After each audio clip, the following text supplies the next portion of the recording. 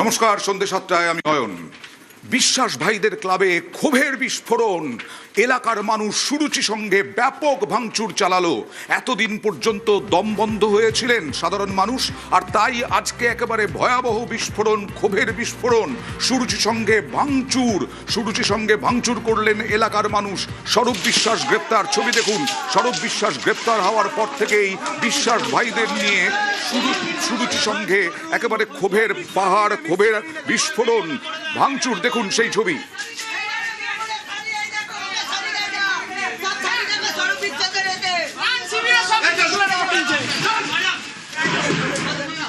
স্বরূপ বিশ্বাস গ্রেফতার হতেই ভয় আউট।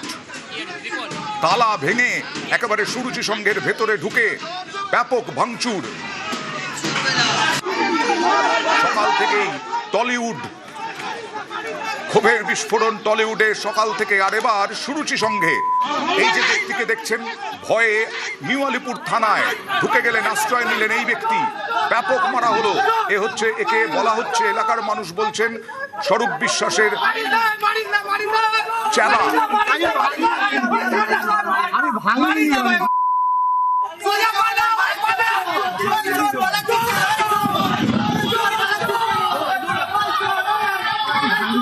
কোনদিন বোধহয় ভাবতেও পারেননি এইভাবে দৌড়ে পালাতে হবে। ত্রাস, এরা সব সাধারণ মানুষের কাছে ত্রাস। এতদিন পর্যন্ত তোলাবাজি, হুমকি, দুর্নীতি সমস্ত কিছু করে এসেছেন, এই অভিযোগ। আর তারপরে মানুষের ক্ষোভের মুখে পড়লেন, দৌড়ে পালাতে হচ্ছে।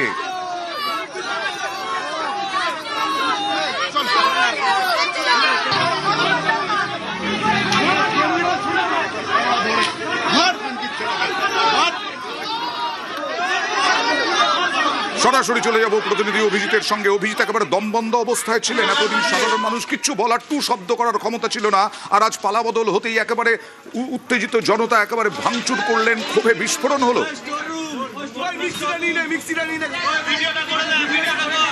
নিঃসন্দেহে অয়ন, এবং বলা যেতে পারে যে পরিস্থিতি এক একজন অভিযোগ করছে যে ঘরের বস্তির মানুষ তার টালি পরিবর্তন করতে যাচ্ছেন, 6,000 টাকা দিতে হবে।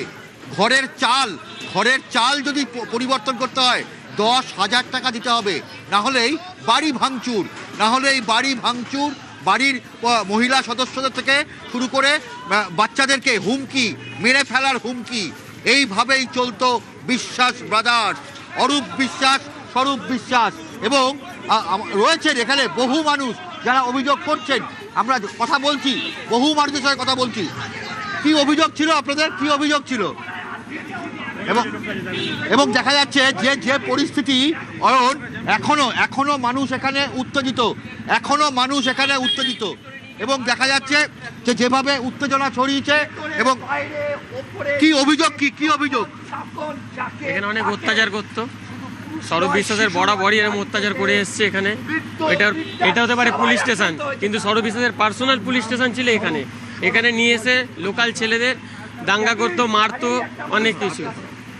স্বরূপ বিশ্বাস তো কাউন্সিলর নন, বিধায়ক নন, তাও টলিউডে সন্ত্রাস, এখানেও তাই।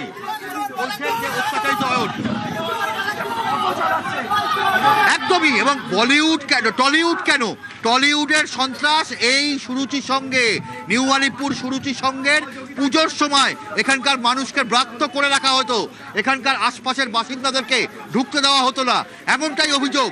এবং দিনের পর দিন ধরে দুর্গাপুজো বিখ্যাত এবং সাধারণ মানুষ ভিড় করতেন। সেই সুরুচি সঙ্গে খাট পাওয়া গেল, ডাবল বেড, ব্যাপক আলিশান ব্যবস্থা, এবং বিদেশি গরুর খাটাল পাওয়া গেল। এগুলো কি হচ্ছিল সুরুচি সঙ্গে? আলিশান ঘর, দেখুন সেই ছবি। সুরুচি সঙ্গে মানুষ দুর্গাপুজো দেখতে যেতেন, কিন্তু সেই সুরুচি সঙ্গে এইরকম খাটের ব্যবস্থা, রাশি রাশি বেনারসি শাড়ি পাওয়া গেছে, বিদেশি গরুর খাটাল পাওয়া গেছে সুরুচি সঙ্গের ভেতরে। ভাবা যায় কি করছিলেন তারা, কি করতেন তারা। ফুর্তি। এই স্বরূপ বিশ্বাস গ্রেপ্তার হতেই ভয় আউট। কিন্তু তারপরে এই স্বরূপ বিশ্বাসরা কি ফুর্তি করতেন? এখানে তো প্রচুর টলিউডের লোকজনও যেতেন। পুজোর সময় ব্যাপক আনন্দ হতো, ফুর্তি হতো। দেখুন সুরুচি সঙ্গে কতটা আয়োজন ছিল, একেবারে এলাহি আয়োজন, পার্টি করার। অনেকদিন ধরে অস্বাভাবিক কাজ করতো স্বরূপ বিশ্বাস। দেখুন আপনারা নিজেই দেখতে পাচ্ছেন, বাচ্চাদের জামা কাপড় বলুন, দাবি ঘড়ি বলুন, এই বলুন, আর এখানে যে পুজোটা হয় আমরা শুধু পুজোর সময় ঢুকতে পারতাম, এছাড়া কোনো সময় ঢুকতে পারতাম না। দেখতেই পাচ্ছেন পাঁচিল দিয়ে ফোনে পুজো হয়। এছাড়াও উনি তোলাবাজি বলুন, আমার দাদার একটা দোকান আছে সামান্য, তাকে বরঞ্চ হুমকি দেওয়া যে দোকান নেই করে সাধারণ মানুষ কোথায় যাবে, তারা করে খায় বিভিন্ন উনি অসহায়। এবার কাজ দেওয়ার নাম করে কাজ দেওয়ার নাম করে নারীদের উপরে অত্যাচার করছে, অনেক কিছু মানে মহিলাদের উপর। আমরা এখানকার বাসিন্দা, এখানে যেগুলো মানে না হওয়ার জিনিস সেগুলোই ঘটতো এখানে দিনের পর দিন। এখানে তো খাট বিছানা পর্যন্ত পাওয়া গেছে।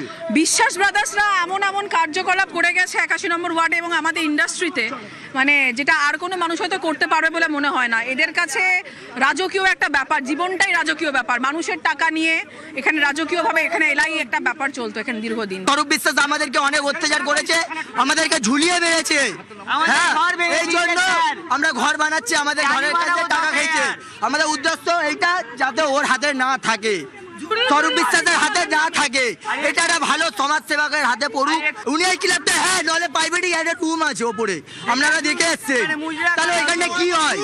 শুধু এইগুলোই নয়, এছাড়াও পুরসভার বিভিন্ন নথি পাওয়া গেছে, বিভিন্ন নথি, ভোটার্স তালিকা, সেগুলো সুরুচি সঙ্গে হতে পারে। অভিজিতের কাছে যাব যে জুই বিশ্বাস কাউন্সিলর তো কি হয়েছে, এখানে ভোটার্স তালিকা বা তার সঙ্গে সঙ্গে পুরসভার নথি এগুলো থাকে কি করে সুরুচি সঙ্গে?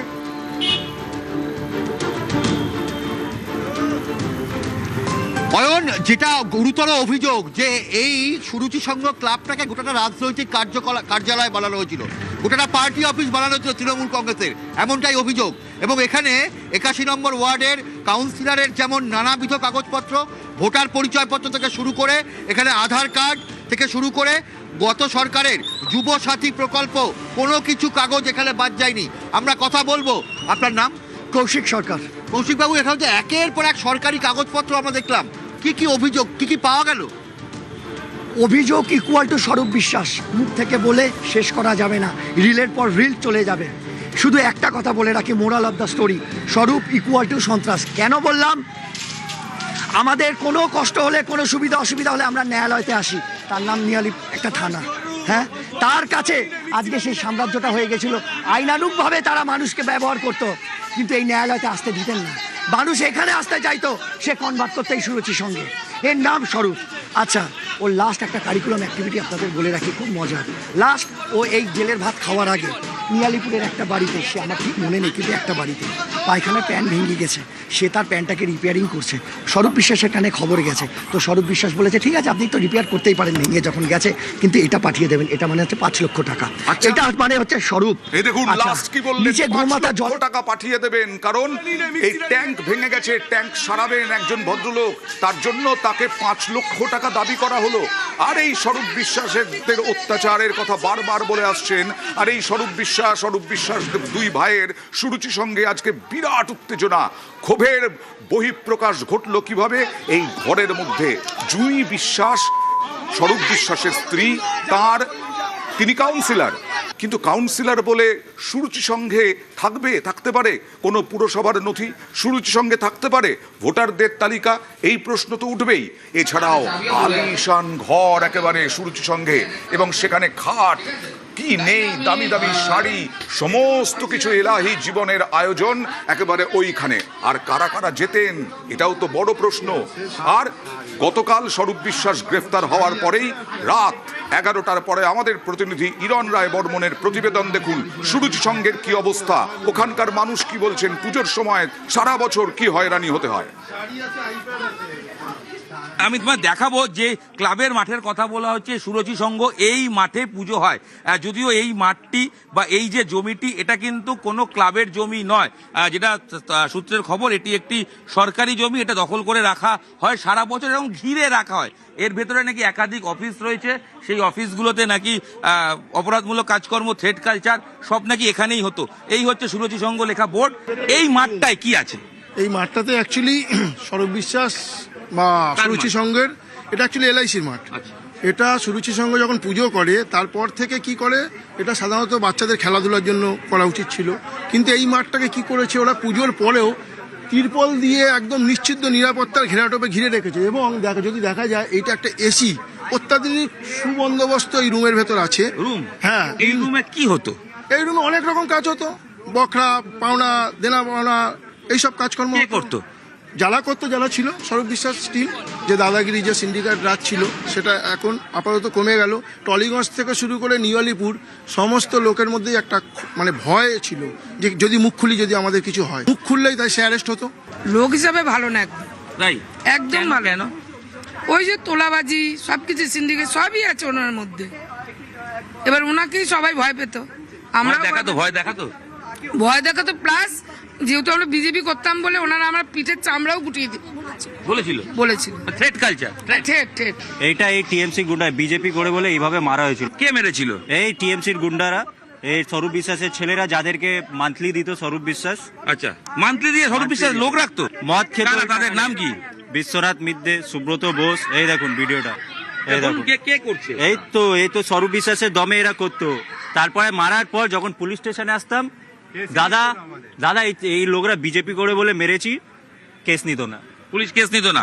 এই স্বরূপ বিশ্বাস তোলা পায়নি বলে আমার জলের লাইনটাকে অফ করে রেখেছে। আর স্বরূপ বিশ্বাসের আন্ডারে বাড়ির জলের লাইন অফ। এলাকায় তো একটা ভয়ের বাতাবরণ ছিল। কারা করতো? এই বিশ্বাস ব্রাদার্সের টিম। প্রত্যেকটা বাড়ি তৈরি করতে গেলে কারুর স্বাধীনতা ছিল না যে সে নিজের মতো তৈরি করবে, সিন্ডিকেট ঠিক করে দিত। স্কোয়ার ফিটে পয়সা মাপা ছিল এখানে। বিরোধীদের কণ্ঠরোধ করার জন্যে যতভাবে করা যায়, ভয় দেখানো যায়, চমকানো যায়, ধমকানো যায়, তার কাজ চলতো।